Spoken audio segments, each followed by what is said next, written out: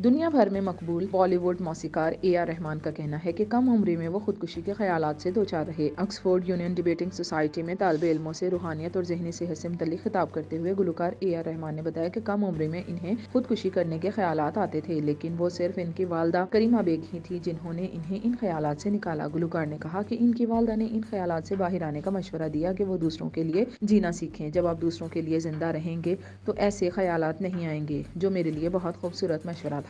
उन्होंने स्टूडेंट्स को इस बात की मजीद वजाहत करते हुए बताया कि जब आप दूसरों के लिए जीते हैं और आप खुद गर्ज नहीं होते तो आपकी ज़िंदगी का एक मतलब होता है। मैंने इसे बहुत संजीदगी से लिया, चाहे आप किसी के लिए तहरीर कर रहे हों, किसी चीज़ के लिए लिख रहे हों, किसी ऐसे शख्स के लिए खाना खरीद रहे हों जो इसके खरीदने की ताकत नहीं रखता, या आप किसी को देखकर मुस्कुरा रहे हों। ये वो चीज़ें हैं जो हमें ज़िंदा रखती हैं, क्योंकि हमें मुस्तकबिल के बारे में बहुत कम इल्म है। उन्होंने मजीद कहा कि हम दुनिया में बहुत कम वक्त के लिए आए हैं और फिर हमें दुनिया से जाना है। यहाँ मुस्तकिल ठिकाना नहीं है, इसके बाद हम कहाँ जाने वाले हैं हमें नहीं मालूम, और ये हर शख्स के अपने अकायद पर मुनहसिर है। वाज़ेह रहे कि गुलकार ए.आर. रहमान के मशहूर गानों में माँ तुझे सलाम, रांझना, जश्न बहारा समेत दीगर गाने शामिल हैं, जबकि उन्होंने हाल ही में बॉलीवुड फिल्म पीपा का मशहूर होने वाला गाना मैं परवाना की भी कंपोजिंग की है, जिसे गुलकार अरिजीत सिंह ने गाया है।